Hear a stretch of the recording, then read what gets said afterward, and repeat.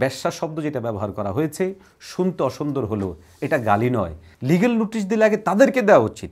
কিভাবে এই ভাষা ব্যবহারের জন্য দায় সর্বপ্রথম এই কমিশনওয়ালাদের। এটা ঠিক কেমন যেন চোরের চুরিকে বৈধতা দেওয়া, ডাকাতের ডাকাতিকে বৈধতা দেওয়া, খুনির খুনকে বৈধতা দেওয়া।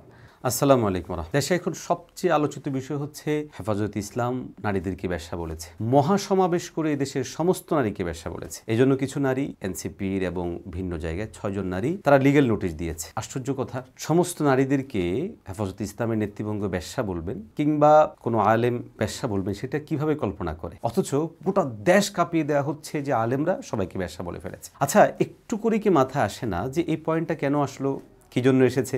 আপনারা নিশ্চয় জানেন এই পয়েন্ট আসার পিছনে বড় কারণ হচ্ছে এই যে নারী অধিকার প্রতিষ্ঠার নামে একটি কর্মসংস্কার কমিশন তারা যে প্রতিবেদন তৈরি করেছে, সেখানে তারা শব্দযুক্ত করেছে, সেটা হচ্ছে গণিকা বৃত্তি, যেটা আমাদের সংবিধানও অবৈধ। এই গণিকা বৃত্তি এটাকে নিষিদ্ধ করা যাবে না, বরং এটার মানবাধিকার লঙ্ঘন। এখন এই গণিকা বৃত্তি কী? গণিকা বৃত্তি বলতে কাদেরকে বোঝানো হয়েছে? খুব সহজ কথা, গণিকা বৃত্তি বলতে বোঝানো হয়েছে যারা যৌনকর্মী, তাদের ভাষায়। এখন যৌনকর্মী কারা? এই যৌনকর্মী বোঝানোর জন্য বাংলায় শুধু কি গণিকা শব্দ ব্যবহার হয় নাকি ভিন্ন কিছু ব্যবহার হয়? দ্বিতীয়ত হচ্ছে বেশ্যা যে শব্দ নিয়ে এত আলোচিত হচ্ছে, এই বেশ্যা শব্দটা যে ব্যবহার করা হয়েছে, এটা কি হুজুরে আগে ব্যবহার করেছে নাকি ভিন্ন কোথাও আছে? আমরা আপনাদেরকে একটু করে নিয়ে যে প্রথমে খেয়াল করুন, আমার হাতে রয়েছে বাংলা একাডেমির ব্যবহারিক বাংলা অভিধান, এটার 902 নম্বর পৃষ্ঠার মধ্যে এসেছে বেশ্যা। বেশ্যার এখানে লেখা হচ্ছে পতিতা, বারাঙ্গনা, গণিকা, দেহোপজীবিনী, রূপোপজীবিনী, গণিকার ব্যবসা, গণিকার বেশ্যাবাড়ি। দর্শক, আপনাদেরকে স্পষ্ট ভাষায় বলছি, এখানে খেয়াল করুন, বইয়ে 34 নম্বর পৃষ্ঠার মধ্যে আমি আপনাদেরকে পড়ে শোনাচ্ছি। এখানে স্পষ্ট বলা হচ্ছে যে গণিকা বৃত্তি নিষিদ্ধ করা যাবে না, এটা মানবাধিকার লঙ্ঘন। এই গণিকা বৃত্তি আর বেশ্যা একই শব্দ। এখন বিষয় হচ্ছে, যখন নারীদের অধিকার প্রতিষ্ঠার নামে কোনো একটা আওয়াজ উঠানো হবে, তখন এই শব্দের সাথে ব্যবহৃত আরও যেই শব্দগুলো আছে, সেই শব্দগুলো তো সামনে আসা চাই।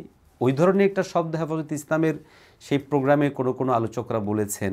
এখন প্রশ্ন হচ্ছে যে গণিকা শব্দ এটা অপরাধ নয়, বেশ্যা শব্দ অপরাধ কেন হবে?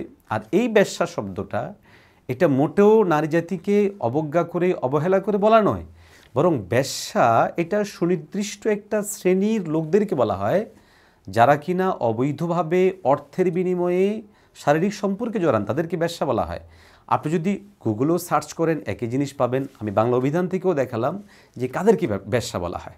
তার প্রশ্ন হচ্ছে, তাহলে বেশ্যাকে বেশ্যা বলা হলে অপরাধ কেন হবে? হ্যাঁ, এতটুকু বলা যেতে পারে, সেটা হচ্ছে যে প্রকাশ্যে দিবালোকে প্রোগ্রামে এভাবে বলা উচিত কিনা। এখানে তর্ক এতটুকু হতে পারে যে এই শব্দটা বলা যাবে কি যাবে না, বলা উচিত কি উচিত না, পাবলিকই বলা যাবে কিনা। কিন্তু এই বিতর্কে আসার আগে তো অবশ্যই কথাটা আসবে যে কেন এই কথাটা আনতে হয়েছে, কারা এর পিছনে দায়ী। গণিকা বৃত্তি দিয়ে আপনারা লোকদেরকে ভুল বুঝিয়ে দিবেন এবং যৌনকর্মী সাব্যস্ত করে এটাকেও একটা কাজ সাব্যস্ত করবে। এটা ঠিক কেমন যেন চোর চুরির অধিকারে মাঠে নামার মতো হলো, ডাকাত ডাকাতের অধিকারে মাঠে নামার মতো হলো। ঠিক ব্যাপারটা কেমন যেন এরকম হয়ে গেল। চুরি এটাকে শুদ্ধ ভাষায় বলে চৌর্যবৃত্তি। এখন এই চৌর্যবৃত্তি তো কেউ বুঝবে না। এখন আমি যদি বলি সেটাকে চুরি বলি, অথবা এই অধিকারের নামে আপনারাই বলুন তো, যদি কেউ মাঠে নামে যে আমরা চোরদের অধিকার প্রতিষ্ঠা করতে চাই, কারণ এদেশে বহু মানুষ এমন আছেন যারা চুরি করে, তাহলে কেউ যদি চোরের অধিকার বাস্তবায়নের নামে মাঠে নামে আর সেটা বলে যে চৌর্যবৃত্তি, এটাকে মানবাধিকার বিরোধী সাব্যস্ত করা যাবে, এটাদের অধিকার, তখন আমরা যদি বলি যে এই চোরেরা অথবা যারাই আন্দোলন করছে তারা চোরের দল, তারা চোরের গোষ্ঠী, তখন সেটা ভুল হবে।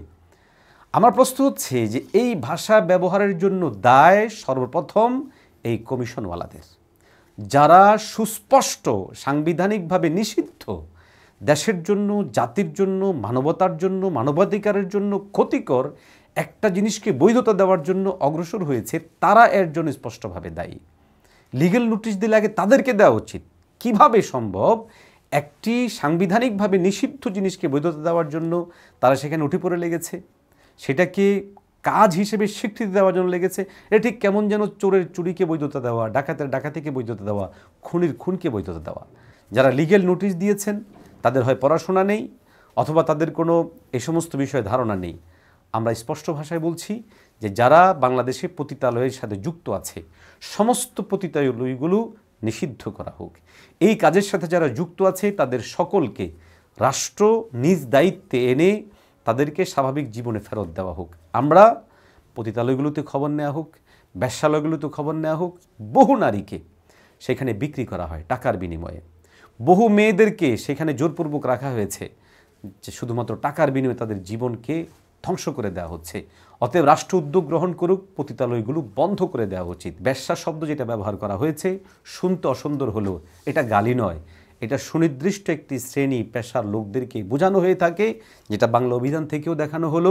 আপনি গুগলে সার্চ করেন, সেখানেও আপনি দেখতে পাবেন, এবং এটাই হচ্ছে বাস্তবতা। সুতরাং একটি বিষয়কে বোঝানোর জন্য যদি 5টা শব্দ ব্যবহার হয় তাহলে ওই 5টা শব্দের মধ্যে একটা শব্দ আপনি আপনার যেটা ভালো লাগলো সেটা নিলেন, আর বিপরীতটা বললে এটাকে সমস্ত নারী জাতির উপর বলেছে বলে আপনারা ছড়িয়ে দিবেন এবং সেটাকে লোকদেরকে খাওয়ানোর চেষ্টা করবেন। মনে হয় ওই সময়টা আর বাংলাদেশে নাই।